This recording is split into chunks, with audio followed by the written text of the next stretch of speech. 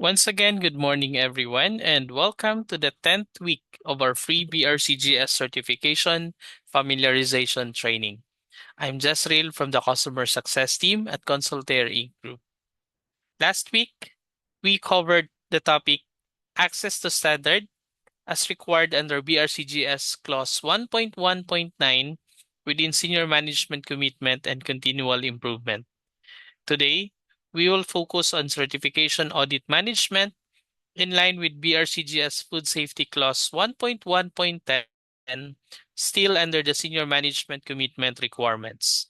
Under this requirement, sites must ensure that certification audits are properly planned, resourced, and supported, providing auditors with full access to facilities, documentation, and key personnel to demonstrate compliance and facilitate an effective assessment. By understanding and implementing this requirement, organizations strengthen audit readiness, improve transparency, and reinforce a culture of accountability, ultimately supporting consistent certification performance and continual improvement. By the way, this free training session is sponsored by Consultare Inc. Group, a compliance company. Consultare Inc. Group is a registered U.S. government vendor and full-service GRC or governance, risk, and compliance company specializing in compliance management, regulatory documentation, quality systems, cybersecurity, and digital transformation support. We operate as a remote virtual compliance department, enabling organizations to achieve and maintain regulatory alignment through integrated consulting, GRC oversight, and software enabled automation. Today, our services revolve around compliance management software, specialized training, and end to end support services that help organizations achieve and maintain compliance with international standards. Through our platform, interlinkiq.com, we offer an integrated compliance management system that streamlines documentation, monitoring, and audit readiness. We also provide dedicated compliance and certification support programs for FSVP, PCQI, SQF, BRCGS, FSSC 22000, ISO 9001, GMP, and HACCP, helping businesses strengthen their regulatory compliance, enhance operational efficiency, and ensure alignment with global food safety and quality management standards. Now let's take a look at our training schedule. This week, we will focus on the topic Certification Audit Management as outlined in BRCGS Clause 1.1.10. Gaining a clear understanding of this requirement is essential to achieving and sustaining your BRCGS certification goals.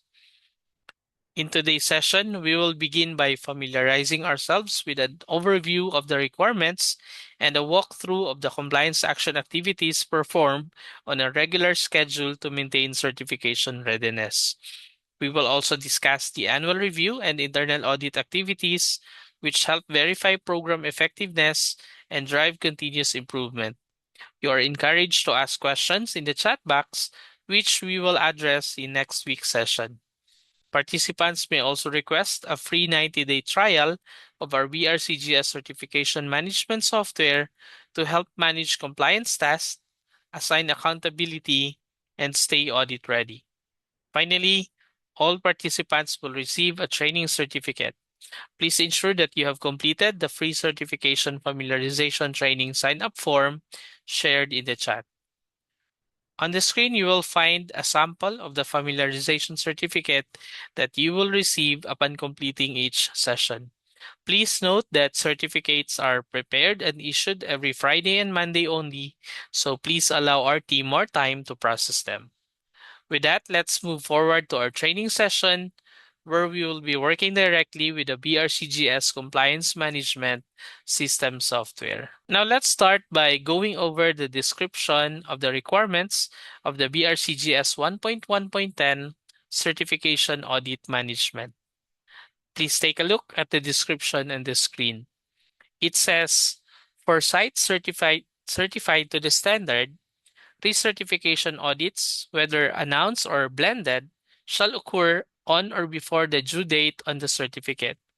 The most senior production or operations manager shall attend the audit's opening and closing meetings. Relevant departmental managers or deputies shall be available as required. A senior management representative shall be available for discussions on food safety and quality culture implementation. And senior management shall ensure root causes of nonconformities from previous audits are effectively addressed to prevent recurrence. So you may update or edit this description as needed, for example, to reflect revisions when new BRCGS editions are released in the future. Now, to implement this requirement, the action items are outlined here on the Compliance tab. So this section supports the food safety and quality team leader and the site technical or quality manager by organizing tasks according to frequency, whether they are performed daily, weekly, monthly, quarterly, or semi-annually. So here are some examples of your compliance action items. For your daily activities, this include ensure all critical food safety and quality records are updated and accessible. Monitor implementation of food safety and quality procedures in daily operations, and check that staff follow approved processes and record keeping practices. For the weekly activities, review ongoing corrective actions for effectiveness and progress. Conduct brief internal checks or walkthroughs to ensure compliance with procedures, and prepare updates for senior management on any immediate issues in food safety or quality culture. For the quarterly activities, conduct internal audit or pre-audit checks to identify gaps before certification audits. Review and verify that previous nonconformities corrective actions are effective. Update evidence of continual improvement initiatives in food safety, quality management, and food safety culture. Confirm participation and availability of departmental managers for upcoming audits. Update senior management briefing notes with KPIs, previous audit results, and improvement actions. And then for your biannual activities, schedule recertification audit to occur on or before certificate expiry. Confirm whether the audit is announced or blended with the certification body. Ensure the most senior production or operations manager attends opening and closing meetings. Designate a senior management representative to participate in discussions on food safety and quality culture. Coordinate audit logistics, such as meeting rooms, document access, and interview schedules. Brief senior management and departmental managers on their roles during the audit. Review audit reports and assign responsibility for corrective actions for new nonconformities. Update management review and continuous improvement plans based on audit findings, and maintain documented evidence of audit planning, participation, and completed corrective actions. So basically, this serves as a checklist of compliance activities that you need to perform in preparation of an actual audit. You can either add your own compliance action items, or we can preload all the required activities for you to perform. And to complete these activities, we've provided work instructions and compliance activities in the instructions and evidence section, along with the required artifacts or records to document completion. For example, let's show how to complete an action item.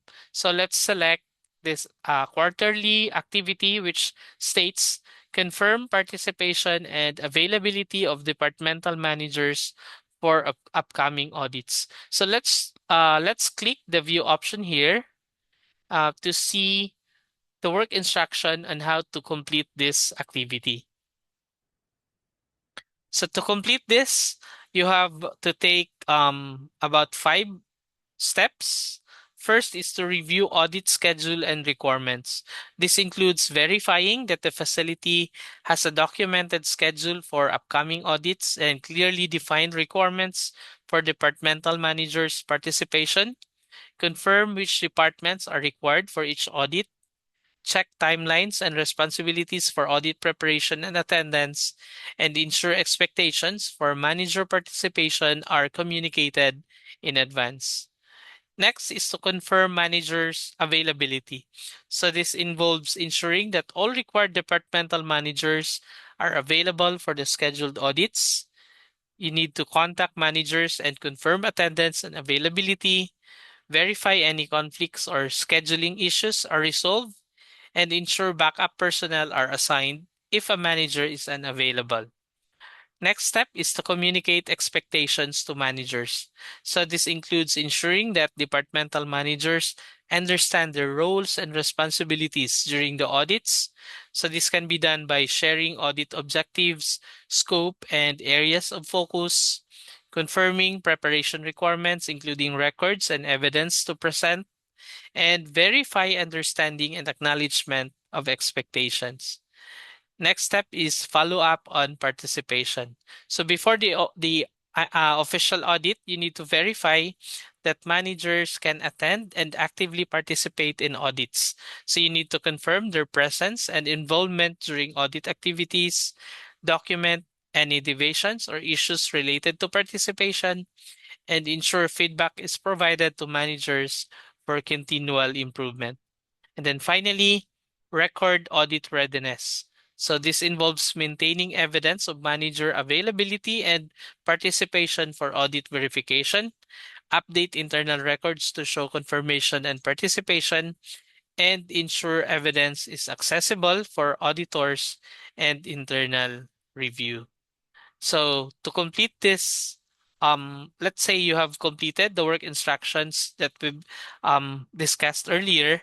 Now, to complete this specific action item, confirm participation and availability of departmental managers for upcoming audits, you need to upload any supporting evidence of your records, artifacts, or logs as proof of compliance. So for this action item, we have uploaded certification audit participation and availability record. So let's take a look at this document. This compliance record demonstrates that the facility, which is Golden Valley Foods Manufacturing, has proactively prepared for the upcoming BRCGS recertification audit by confirming the participation and availability of all relevant departmental managers. So the table here shows that each manager from production, quality assurance, maintenance, warehouse, sanitation, procurement, HR, as well as R&D, has been formally notified of the audit schedule and has verified their availability to support their respective portions of the audit. And then their confirmation dates and initials were also provided, and it shows clear evidence that the communication was acknowledged and agreed upon. The record also outlines the specific responsibilities or role that they will fulfill during the audit, such as leading the facility walkthroughs, presenting documentation, or discussing training and operational programs. Additionally, the document shows that senior management has reviewed and approved the audit participation plan, reinforcing oversight and commitment to audit readiness. So, overall, this record shows that the site has effectively planned and ensured appropriate leadership involvement in the certification audit. So, this is just an example of an evidence of compliance for your action items. Your goal is to complete all the compliance action items and provide supporting evidence, turning every no into yes to ensure full audit readiness. And in addition, these documents can also be retrieved and presented during an actual audit as proof of compliance. Next, let's go over to the annual review tab, which also serves as your gap assessment tool. So this tab is designed as an internal audit checklist, and this is presented in the form of a questionnaire to help you maintain compliance with BRCGS certification requirements, particularly 1.1.10 certification audit management. So for this requirement, annual review questions might include the following. Has the recertification audit been scheduled on or before the certificate expiry date? Is the audit type announced or blended confirmed with the certification body? Is an updated audit calendar in place showing opening and closing meeting schedules? Will the most senior production or operations manager attend the audit opening and closing meetings?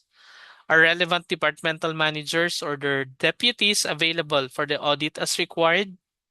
Is a senior management representative designated for discussions on food safety and quality culture?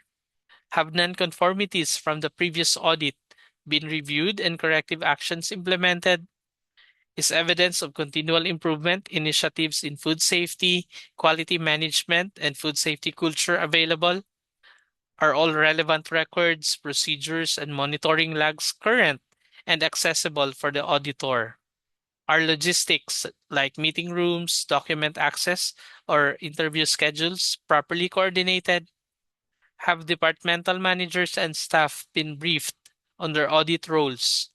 Has senior management prepared to answer questions on the implementation of food safety and quality culture? Has the audit report been reviewed and responsibilities for corrective actions assigned with deadlines? Is there a process to monitor the effectiveness of corrective actions to prevent recurrence? And have management review and continuous improvement plans been updated based on audit findings? So once again, these are examples of annual review assessment questions that you can adapt and use in your facility in preparation for an actual BRCGS audit. You may also customize or develop your own assessment items tailored to your specific processes. Now, same as the compliance action items, we've also uploaded instructions in the instructions and evidence section on how to complete each assessment or question. So let's take one annual review item as an example and see how to demonstrate compliance. Let's consider this question.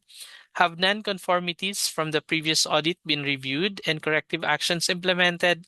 Now let's take a quick look at the work instruction to see how to complete this assessment. So first is to review CAPA procedure. And then next is to review previous audit findings. This includes examining nonconformities identified in the previous audit, verifying completeness and clarity of findings, identifying actions previously assigned for each nonconformity, and prioritize based on risk and impact to food safety and quality. The next is to verify implementation of corrective actions.